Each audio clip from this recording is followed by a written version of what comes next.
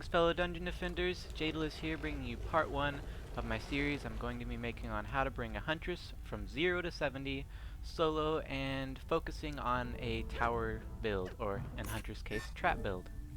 So of course we're going to start off with Deeper Wells medium and just going to throw up the proximity mine traps because that's all we can do.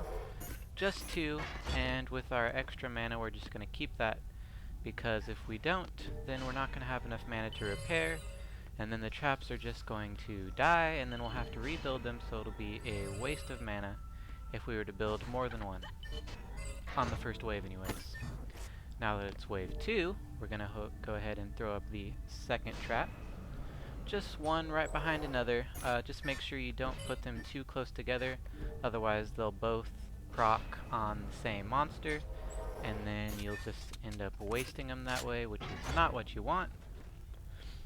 I like to wait in between rounds up at the top there, and then run down and repair as necessary, trying not to let the traps go down, but in these first few waves at the very beginner levels, they probably will. Don't worry about it. Add your points into tower health for now, so that we get more counts and don't have to worry about running around and repairing them quite as much. Rebuilding the traps on this side, and grabbing those chests. Of course, since we are making a new character, pick up any green items that you find. I'm gonna fast forward there, picking up the greens, rebuilding the traps and repairing as necessary, throwing up a third one there. And into combat phase we go. Now proximity mine traps don't have to worry about resistances, so that's definitely a bonus. Leveled up again, adding more points into tower health.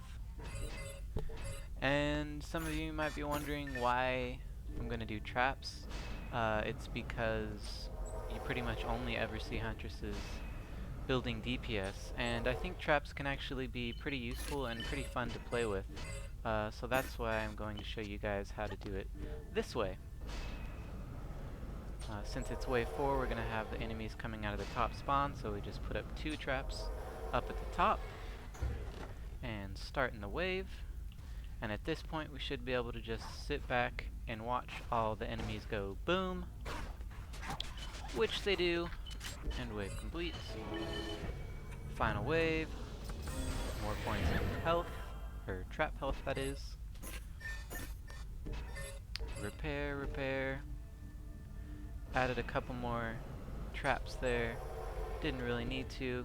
They don't get that far, I don't think.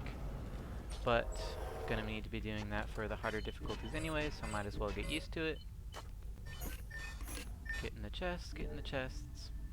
It actually probably would have been more beneficial to build a third trap up on the top level where the big ogre, or not the ogres, but the big orcs come out of, because you're going to see that I'm going to have to shoot a few arrows at them because one of them lives through. Not really a big deal though, just a handful of arrows and they're dead. And that's pretty much it for part 1. We'll kick it up to hard mode in part 2. Thanks for watching, and until next we meet, fare thee well.